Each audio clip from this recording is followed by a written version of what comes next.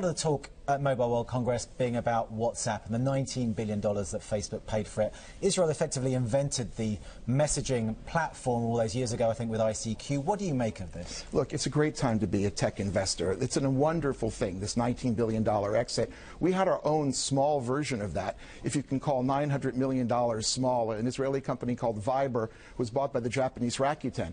What made this so interesting this year is that the Viber purchase was the fifth different billion-dollar exit here in Israel. Now, everyone knows that Israel's a startup nation. We have tons of little startups, lots of venture capital.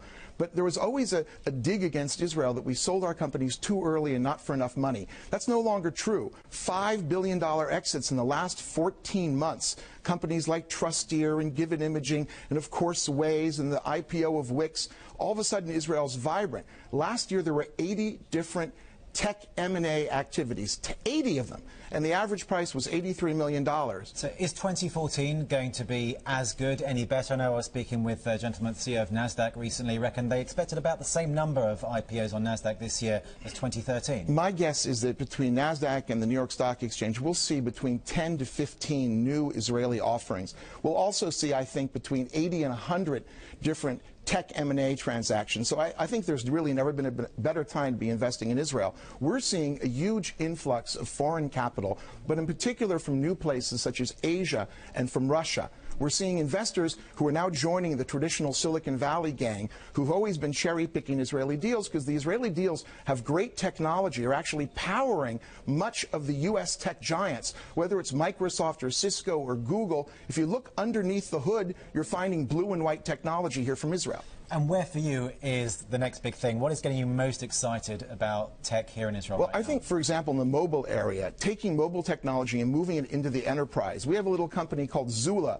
which essentially is WhatsApp for business. That's going to be one to watch. If you look at mobile gaming, huge area, just getting started, particularly large in Asia. We have a company called Nextpeer, which in its first year got 50 million users. Okay, and again, it's not the 500 million of WhatsApp, but these are the kind of companies which I think you should take a look at. And I should say, of course, that this is your company, OurCrowd, which allows individuals to invest more than $10,000 in companies, and you guys also take an investment after screening these companies.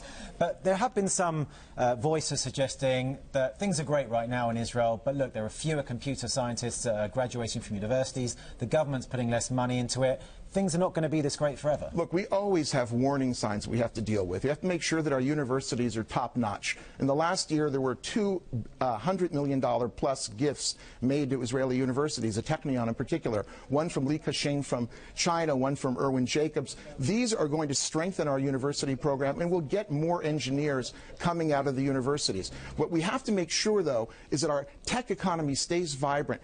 Basically, you go outside here from the Tel Aviv Stock Exchange and you throw a rock and hit somebody, the odds are that person is either involved in a startup or has got a family member involved in a startup. There are thousands of them in the country. Startup nation is healthy and growing.